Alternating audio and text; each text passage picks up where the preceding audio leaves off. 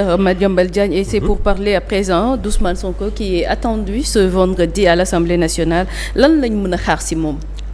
Je crois que ce qu'il faut préciser d'abord, Safiatou Cissé, mooy c'est le premier ministre, chef du gouvernement la ñuy xaar Assemblée nationale bu Sénégal. Ce que je veux dire par là mooy c'est pas le président de PASTEF mooy dem assemblée. Cela veut dire quoi? Que ni Ousmane Sonko bu demee assemblée nationale li nga xam ne moo ko fa tax a jóg mooy li ñu tuddee des questions d'actualité, maanaam député yi ñoom ñooy xool ne réewum Sénégal mii ñu nekk depuis quelque temps lii ak lii ak lii ak lii moo fi actualité ñu posé ko soo fàttali ko. Le 21 février 2025 Ousmane Sonko demoon na assemblée nationale moom ak gouvernement am pour tontu ci laaju député yi. lan moo doon thème ba nga xam ne moo ko fa yóbbu woon mooy dañ doon yëkkati ay laaj jëmale ko ci lu ñu tudde woon audit du rapport sur la situation des finances publiques 2019 ba 31 décembre 2024. booba la fa Ousmane Sonko demoon pour indi ay leeral ci mbirum rapport boobule nga xam ne moo doon wax sur les finances publiques, mais également wax yan mesure le gouvernement am nar a jël pour génne cette Sénégal situation boobule. Léegi la question simple qu'on se pose mooy Safiatou fi ñu nekk nii bu ñu ne woon une question d'actualité, c'est sur quelle actualité? L'actualité c'est quoi? L'actualité, Safiatou Cissé, c'est la crise bi nga xam ne moo nekk tey au sommet de l'État du Sénégal. C'est vrai. On me dira que c'est pas une crise entre un président de la République et son premier ministre. C'est une crise qui concerne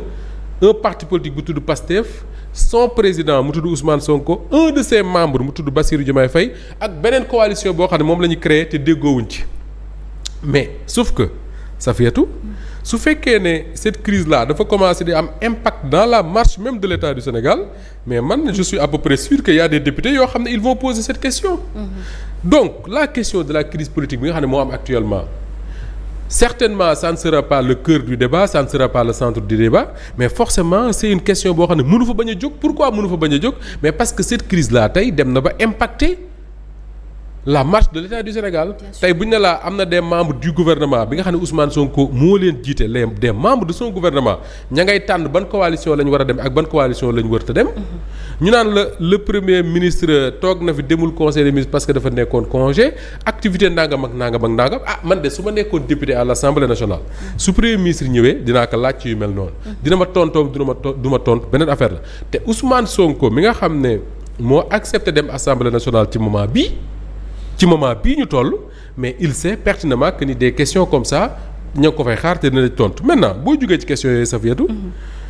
mais nag y a des questions yoo xam ne moo soxal réew mi te forcément il faudra que député yi indi ci ay laaj, premier ministre indi ci ay tontu. Soo seetloo ba la ñu passé muy le 21 février 2025 les députés de la majorité ñoom ñoo posé woon 10 questions, les députés de l'opposition posé 8 questions, les députés de l'opposition posé ñaar muy 10 questions.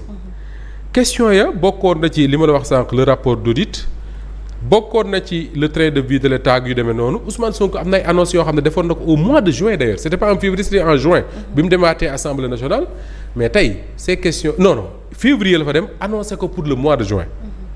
Février 2025 il avait dit que ni avant la fin du mois de juin dina jël ay mesures jëm ci la réduction du train de vie de l'État, maanaam boole yenn agences yi réduire yenn agences yu demee noonu. Mais boobu ba léegi c'était en février, il avait dit en juin, nous sommes au mois de novembre, en fin novembre ba léegi agences yi les mêmes ñu ngi continuer di dox.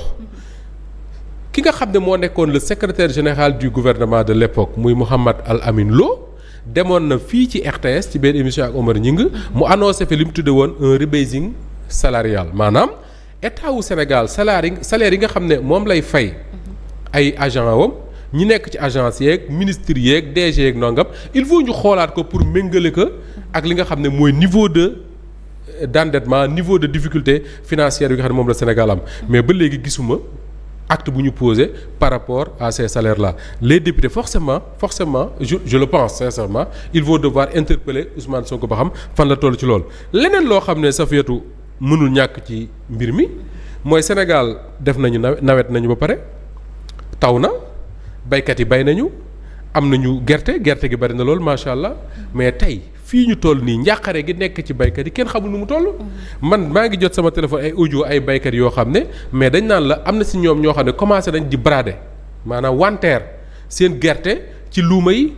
te wanteer googu ñu koy wanteer am na ñoo xam ne nee nañ dem nañ ba jaayee seen kilo gerte ay 125 francs lan moo ko waral mooy parce que ñiy jënd. situation bii ñu toll nii moo leen arrangé tant que état bi fixé wul prix par exemple état bi génn ne prix plancher mooy prix bi nga xam ne moo gën a tuuti li mënta ñàkk pour jaay gerte ñu ngi ko fixé je sais pas moi à 200 250 290 300 francs su boobaa baykat bi nga xam ne moom mooy jaay gerteem mais dina mën a dem bu demee ne man kat d'accord naa jaay mais du ma wàcc prix bi nga xam ne moom la état bi fixé mais fi mu nekk nii comme état bi fixé gul prix mais am na ñoo xam ne mais ñi ngi bëgg a rey baykat yi parce que xam nañ ne baykat yi soxla nañu xaalis ci jamono ji am na ay bor yoo xam ne mi ngi taxaw di leen xaar ñu war koo fay gerte gi ñu yor mënuñu koo denc jëmale déwén il faut ñu dundal njaboot gi dañuy commencer di ko wanteer loolu je crois que vendredi il faudra que Ousmane Sonko je ne sais pas xam député yi dinañ ko ci laaj wala déet mais il faudra que su fekkee ne état bi jubóo na ci prix yi mais mu annoncé ko fa baykat yépp xam ku nekk lan mooy prix bi nga xam lan nga koy jaayee d'autant plus que am na ci benn baykat bu ma envoyé message suba mu ne ma gerte gi ñu bay ren bari na bari goo xam ne moom yaakaarul ne